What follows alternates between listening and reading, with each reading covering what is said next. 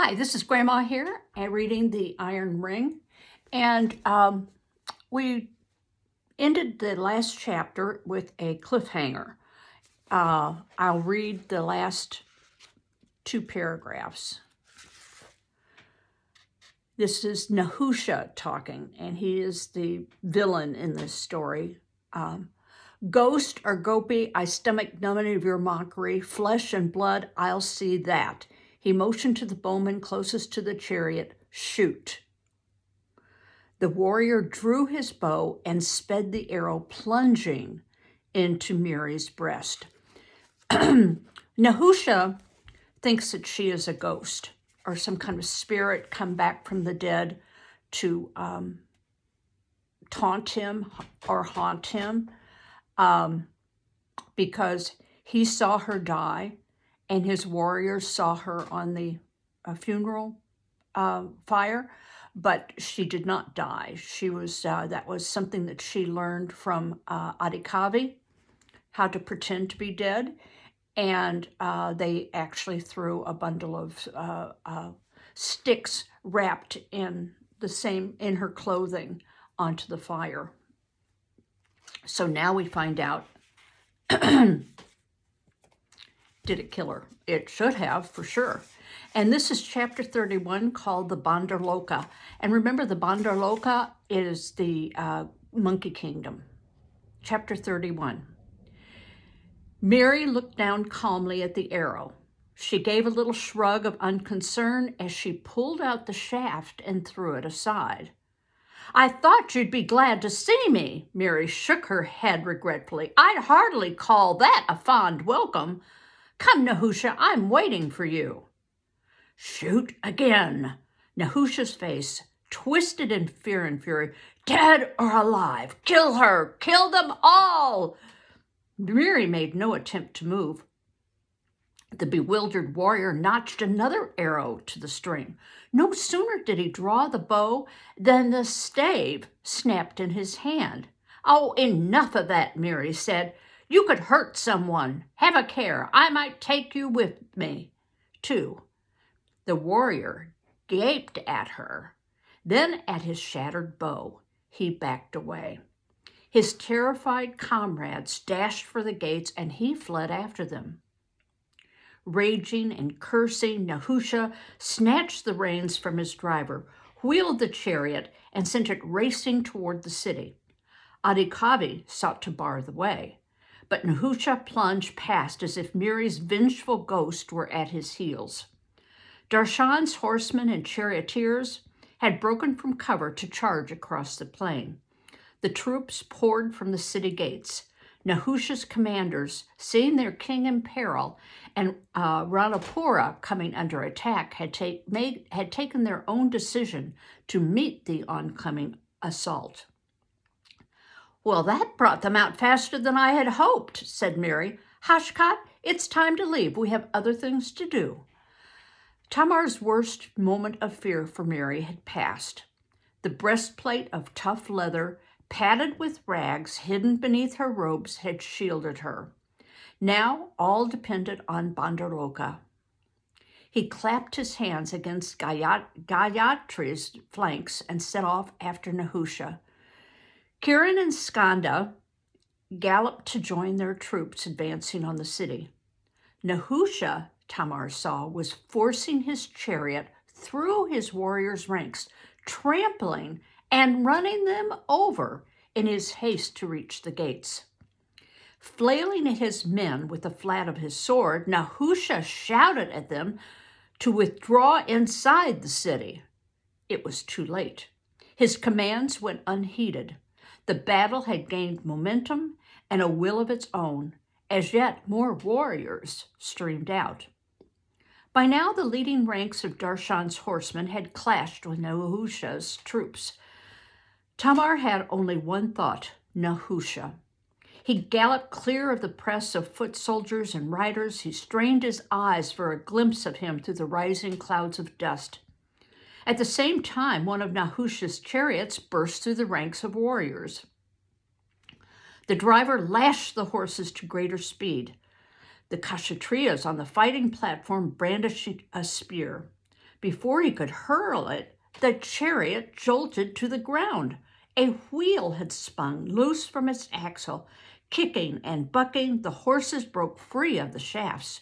Trailing their harness, they bolted from the wreckage. Warrior and driver ran for safety within their ranks.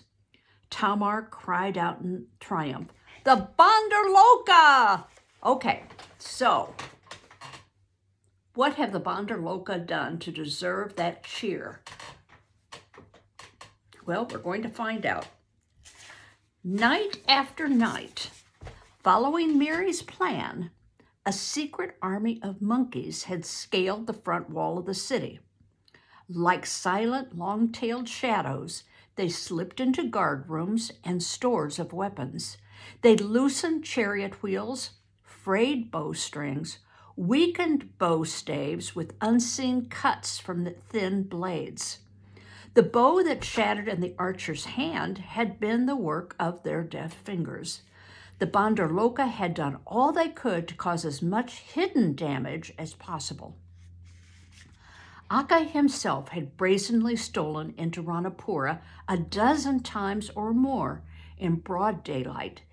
He perched impudently on rooftops, scuttled among the fruit sellers in the marketplace, until he became a familiar sight and harmless amusement. Yet he kept shrewd eyes and ears open, bringing back whatever news he gleaned. Tamar galloped to snatch up the Kshatriya's discarded spear. The Bandar-loka's work had begun taking a heavier toll. Several more of Nahusha's chariots raced into combat only to overturn as linchpins broke, wheels fell off, harness leather parted. For each arrow that flew straight, another was likely to miss its mark or fall from the archer's hand as the bowstring snapped. Still seeking Nahusha, Tamar urged Gayatri into the fray. Rage swept away fear as he forced his way through the press of warriors. Some thrust at him with their swords or tried to pull him from their saddle. He struck them aside with the spear shaft. Their lives were not worth taking. If he was to have blood on his hands, it would be Nahusha's alone, as Ashwara had vowed. At first, when so many of their weapons failed them, Nahusha's troops had fallen into disarray. Now they rallied and fought with the strength of despair. The wreckage of chariots had been turned into barricades. From behind them, warriors hurled chakras, the deadly, sharp-edged iron discs. The lines of battle surged back and forth. Darshan had galloped up to him. "Fall back! Fall back!" Tamar could barely hear his shouts over the clash of arms. When he heard, he could not understand. When he understood, his heart sank. Darshan was pointing toward the gates. Nahusha had sent out his war elephants. One after another, the immense animals lumbered onto the battlefield. The elephant masters goaded them onward as the Kshatriyas, mounted on their backs, flung spears and chakras. Kiran's foot troops, running to support Darshan, wheeled away to escape being trampled under the elephant's feet or gored by their iron-capped tusks. Nahusha's warriors took heart, cheering at the gigantic beasts plowed ahead, scattering all in their path. Tamar sighted Hashkat astride Jagati and urged Gayatri to his side. "The plan's gone wrong. What happened?" Hashkat only grinned from ear to ear. That same instant, from the woodlands at the edge of the plain, came a rumbling like the beating of great drums. What do you think it is? The ground shook as the pounding grew louder, a rolling thunder over the din of battle. Here we go. A huge bull elephant charged onto the field, trunk upraised, trumpeting at the top of his voice. Arvati followed, with Akka perched on her shoulders. Behind her, a herd of elephants bellowed and tossed their heads as the ranks of Darshan's warriors parted to let them pass. So what do you think's going to happen? We have Arvati with her elephant friends going into battle against Nahusha's battle elephants that have the iron tusks. Well, we'll find out. Nahusha's elephants halted in their tracks. First one, then another, then all flapped their ears, waved their trunks, and trumpeted in joyful recognition.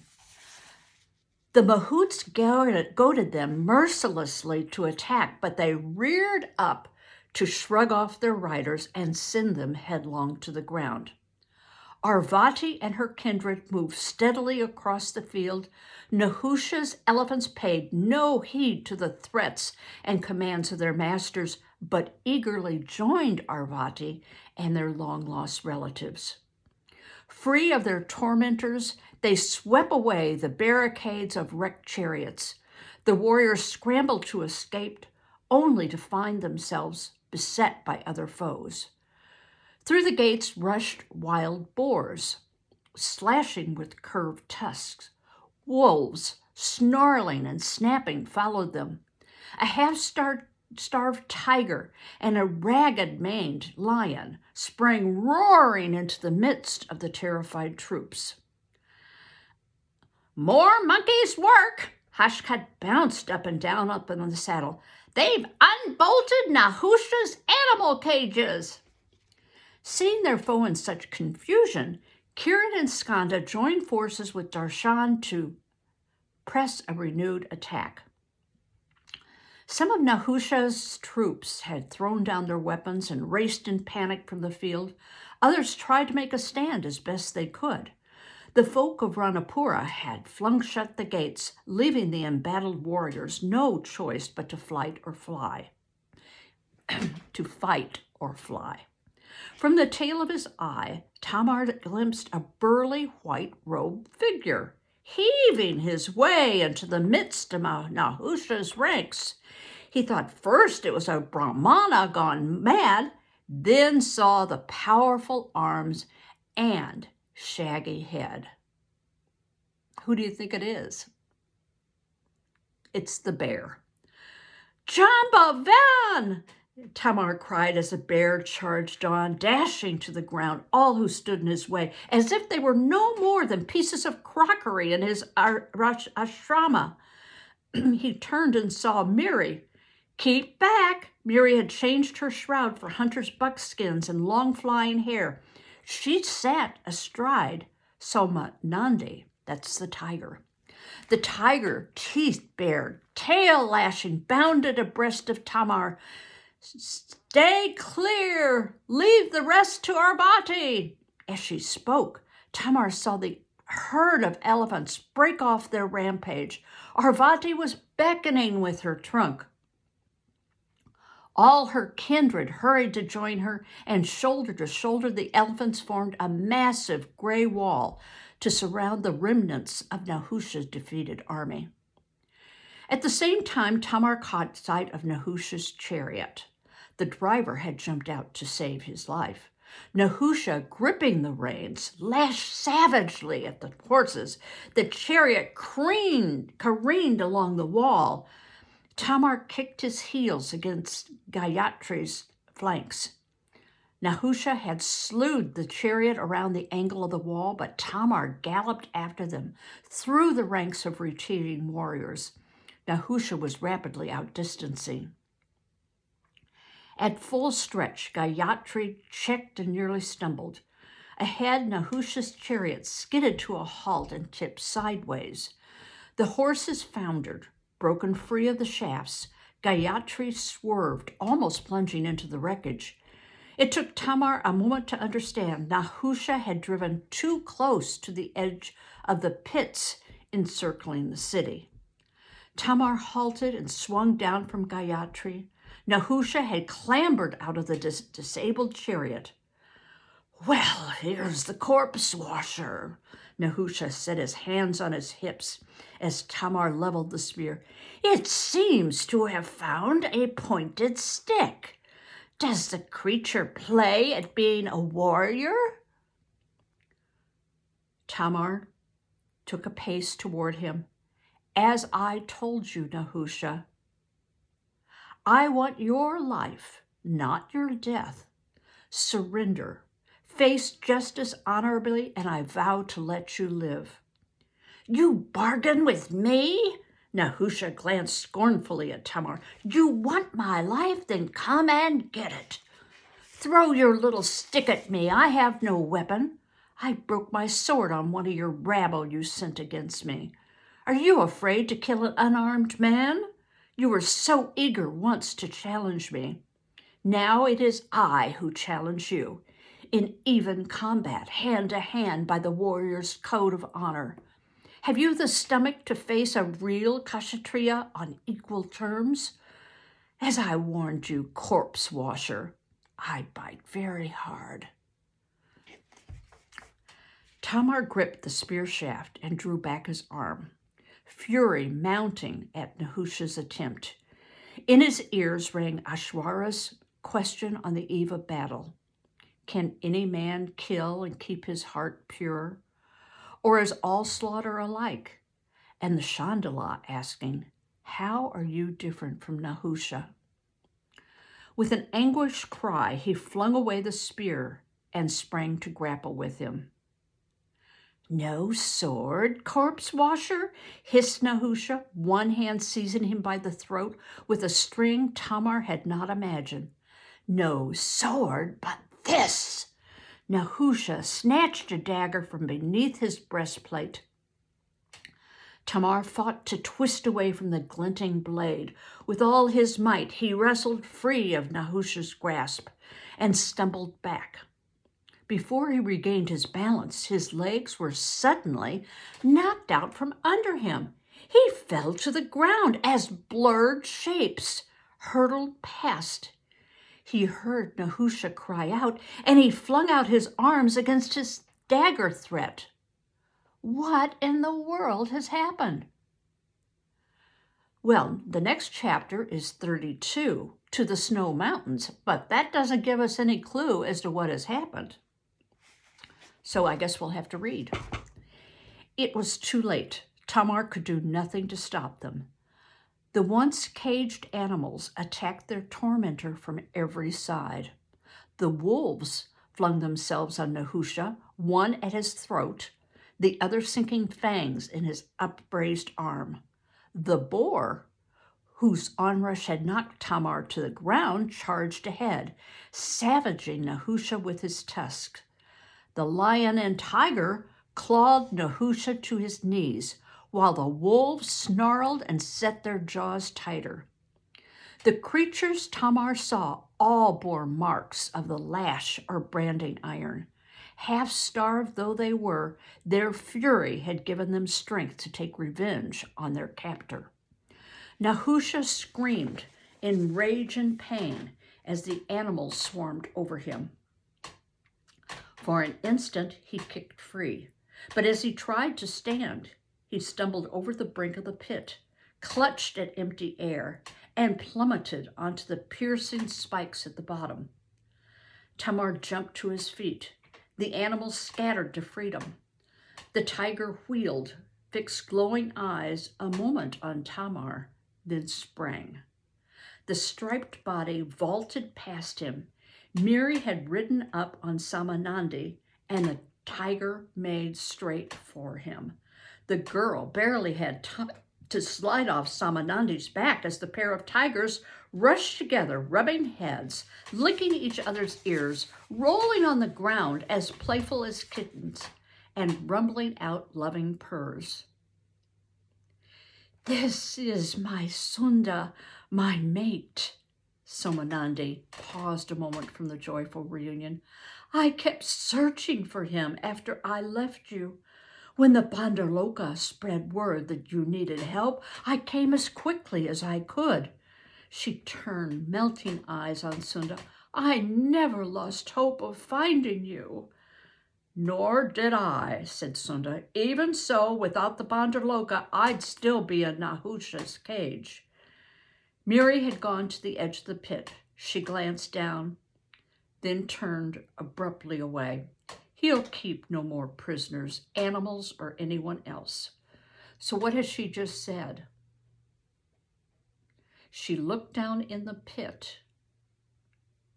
Apparently Nahusha had fallen into the pit and has declared him dead. Kiran and Skanda had entered Ranapura when Tamar, Miri, and the tigers galloped back. The cheering townsfolk had flung open the gates in welcome. Nahusha's shattered forces had fled or begged in surrender. Broken chariots and weapons still littered the field. Stragglers wandered where the battle lines once stretched. Darshan was shouting for his troops to form orderly ranks. Arvati, the elephant, and her relatives had already gone in a triumphant procession through the city. But Tamar sighted Hashkat in the midst of the commotion. The monkey had tossed aside his warrior's gear and was cavorting gleefully. Tamar jumped down from Gayatri and made his way to embrace him. Adikavi elbowed through the crowd with Rajaswami and Jambovan behind him. It was all I could do to hold him back, Adikavi chuckled. Brahmana or not, he'd have run into the thick of it. Oh, I was quite carried away. Rajaswami tried his best to sound apologetic. My goodness, I don't know what came over me. And you, dear boy, you're undamaged. Excellent. All went as our dear Gopi planned. And look who's come to join us, he added as Jambavan laid an affectionate paw on the Acharya's shoulder. What a pleasure to meet again, even in these disruptive circumstances. I never foresaw a day when I'd leave my ashrama, the bear said. But when I heard my dear colleague was in danger, I had to come here myself. Now that I've learned what happened to all of you, Jambavan bristled and growled at the recollection, I only wish I'd come sooner. Here's someone who wants to thank your Bandar-loka, Miri said as she brought Sunda to Hashkat's side. When they unbolted the cages, What? Another tiger? Broke in Garuda, who had flapped down to perch on Jagati's back. Isn't one enough? Already two! Shma! You expect me to put up with both of them? Skanda and Kiran were looking for you, Adikavi told Tamar. How you'll find them in all this lot, I can't imagine. The whole city's turned out to celebrate. Well, I have one thing to do first, Tamar swung astride Gayatri. Before Miri could question him, he made his way over the crowded field, headed toward the river. He went to the Shmashana. The burning ground was empty. The door of the hut stood open. He called out. No answer came. He dismounted and walked across the stretch of rubble. The wooden stake and the chain were gone. He stepped across the threshold and peered into the shadows of the room. Bare, except for a straw mat and a few pieces of earthenware. Footsteps scraped the gravel behind him. He turned, about to speak. A bent-backed older man, tangled beard falling to his waist, stared at him with surprise and discomfort. The Chandala who lived here, Tamar began. Where has he gone? I must find him. The old man shuffled back a few paces and put up his hands to keep Tamar at a distance. Come no further, he warned in a cracked voice. You should not be in this place. Yes, I should. The Chandala was my friend, grandsire. Tell me what became of him. The man blinked his clouded eyes. Tell? He cupped a hand to his ear. What? All you know, did warriors come and take him away? Did he escape, save himself? Where is he now?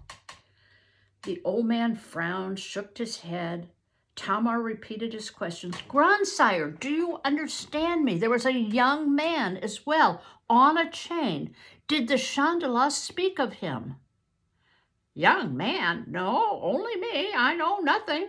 I mind my own business. I do my work.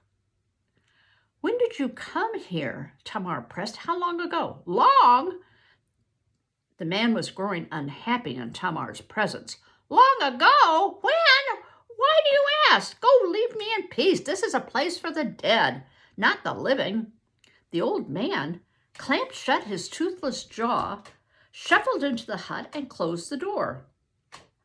Tamar followed, but stopped at the threshold. He stood some while. Finally, he went back to Ranapura. So what happened to the Chandala? I'm sure that Tamar wanted to release him and let him know how the battle went, but how can the Chandala be gone already? Very mysterious. I think the Chandala was some kind of a special spirit. I don't know if we'll ever find out. The townsfolk had begun decorating the streets with banners and garlands in memory of Ashwara and in the celebration of their freedom. Tamar understood that Kiran had been welcomed and acclaimed king. He made his way quickly to the palace. Mary was waiting in the courtyard. The Chandala said he'd take care of himself, Mary replied when Tamar told her what happened. I'm sure he's all right.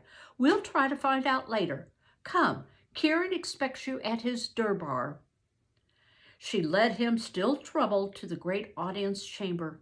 He had never seen a durbar such as this. Monkeys perched on every nook and cranny, under the eaves of the high ceiling or on the crossbeams. Arvati and several of her relatives towered over the Kshatriyas, thronging the hall. Beside her crouched Somanandi and Sunda. Garuda and Akka were aloft amid the Bandar-loka, paying not much attention to anything else. Rajaswami and the bear were in deep conversation. Talking on the duties of a royal crier, Adhikavi called out their names and beckoned Mary and Tamar to join Hashkat, Skanda, and Darshan, flanking Kiran's throne. Namaste! Kiran rose and pressed his palms together as Tamar and Mary approached. His brow was even more deeply furrowed now. His face was heavy with sorrow. King of Sundara, you have well kept your promise to our brother and have done far better than your word. And you, he turned to Mary, with the help of all these forest creatures, you have given us our victory. We thank and honor you. Even so, I do not rejoice, Kiran went on. Ashwara should be in my place. I take this throne in the shadow of grief for him, and I vow for all present to witness that I will rule as he would have done. King of Sundari, and you, worthy Gopi, your reward shall be great as your service to our cause. Reward for keeping a promise? Tamar broke in. I claim none. Neither do I, Mary added. We don't ask anything for what we've done anyway. I offer it nevertheless, Kiran said. The greatest treasure one kingdom can bestow on another, friendship and peace between my realm and yours. I do likewise, said Skanda. King Rudra gave his life for Ashwara's sake, and I owe a duty to his people. Rudra's Kshatriya want me to be the king of Chandragarh. That's something I never expected, but a high honor. For a moment there was a trace of his boyish grin, and yes, of course, I'll accept. So I ask that you in turn accept my vow of peace. Gladly, Tamar said. I do have one question, Rajaswami put in when Kiran declared the durbar at an end. I suppose it's too much to hope, but has anyone noticed an umbrella lying about? No? Oh well, everything else turned out so happily, one should be willing to make a small sacrifice. They rested for the next several days in the Ranapura palace. Skanda then left for Chandragarh, and one after the other, Samanandi, Sunda, Arvati, and her kindred exchanged fond farewells with Tamar and Mary. Jambavan left to take his leave, and did so with reluctance. My dear colleague, we part once again, the bear said as Rajaswami embraced him. But my best hope is that you will someday find your way back to my ashrama. I have refined my views on the shape of infinity and would be glad for your opinion. Well, I've refined my views on a number of things, said Rajaswami, and would be eagerly discuss them. Majesty, when you left Sundari, Darshan later said to Tamar, I laid your sandals on your throne to betoken that you are still our king. Am I? Tamar broke in. He had, with Darshan, gone to the rooftop terrace. Beyond Ranapur rose the heights of the snow mountains. Should a king know fear as I did? In a battle, I was terrified. Oh, lad, so was I. Who isn't? If truth be told, you faced it down. No more can be asked. A man who claims to be fearless is an idiot or a liar. Even a Kshatriya?